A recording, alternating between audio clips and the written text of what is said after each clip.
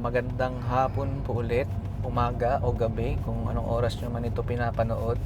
Nandito po ngayon tayo ulit. Ako po si Emelson, ito si ETM, ka-taxpayer.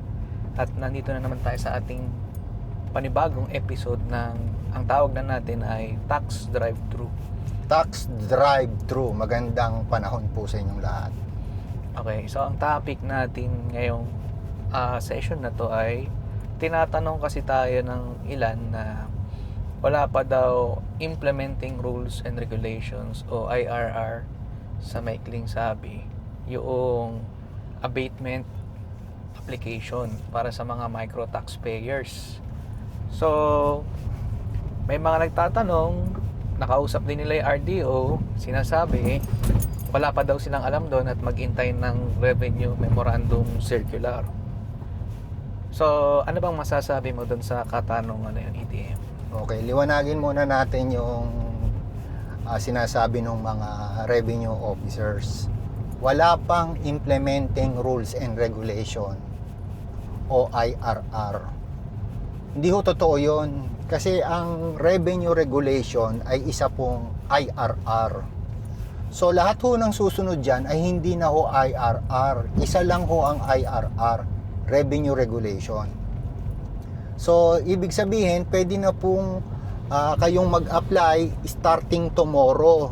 Kasi magiging enforceable na ho yung batas within 15 days. After 15 days from the date na siya ay na lagay sa official gazette, which is June 22 yun, tama ba? June 22 yung pagka-receive ng Records Division sa BIR. Okay.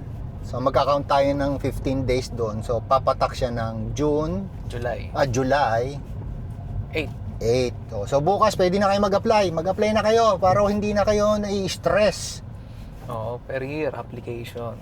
Per year ang application. So pag sinasabi na wala pang IRR, hindi ho totoo yun. So anak, paliwanag mo nga, ano ba difference nung IRR versus Revenue Memorandum Circular o Revenue Memorandum Order? Yan ho kasi yung iniintay ng mga taga-BIR para daw sila ay makapagtrabaho. Okay, so simulan natin sa IRR. Ang ibig sabihin ng IRR, di ba, is Implementing Rules and Regulations. I-compare natin sa kung ano ibig sabihin naman ng RR, na kung saan nakaloob yung application for abatement ng micro taxpayers. Ang RR ay Revenue Regulations. Kung mapapansin nyo, pareho silang regulation na in-issue ng BIR.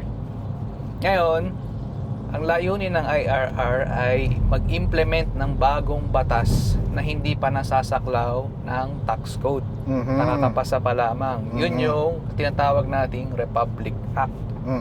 Tulad ng tax amnesty. Wala sa tax code na merong tax amnesty hanggang magpasa kailan pa man, di ba? Hindi siya unlimited na programa ng gobyerno.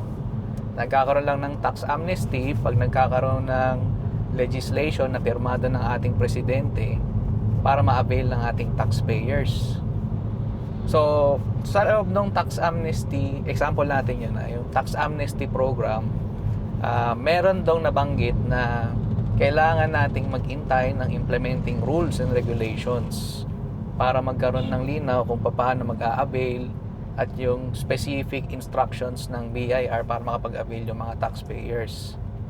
Conversely, itong ating abatement program na special siya compared sa kung ano yung layunin talaga ng abatement na si commissioner lang dapat ang may kapangyarihan base sa section 204, tama ba?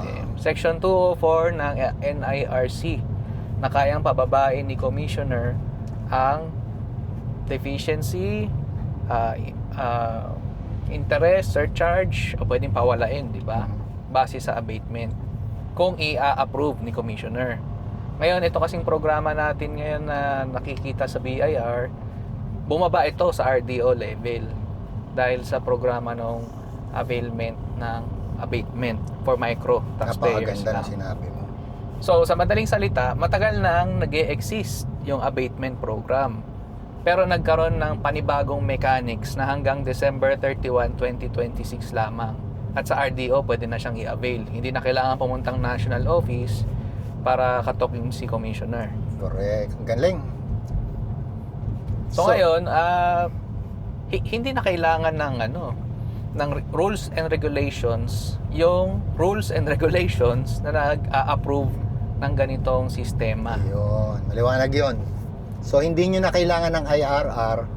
Yung rules and regulations. Dahil may yung Revenue Regulation Revenue 4-2026 ay IRR. Yun.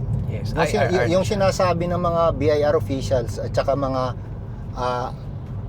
accountants o bookkeepers na kailangan ng Revenue Memorandum Order o Revenue Memorandum Circulars, gusto ko lang pahabain ng konti pa.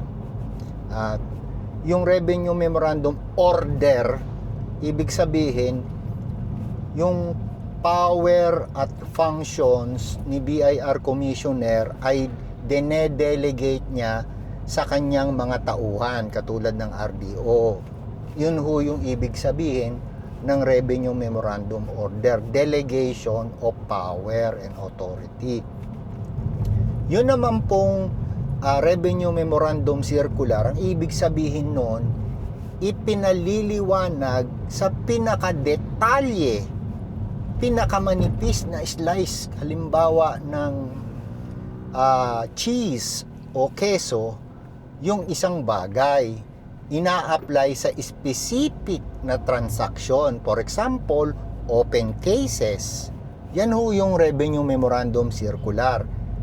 Kasi yung Revenue Regulations, masyado ho siyang broad. Ibig sabihin, pwede lahat. Pwede lahat. Basta pumapasok kayo doon sa criteria o ang tinatawag elemento o ingredient ng batas. Yun po yun. So, yun po yung pag-usapan muna natin. IRR, wag ho kayong malilito. Iisa lang po ang IRR para ho sa pagpapatupad ng batas. So, base sa napag-usapan natin, pwede na kayong mag-apply. Hindi na kailangan maghintay ng kung kailan man magiging aware yung mga RDO sa area ninyo, sa lokal ninyo.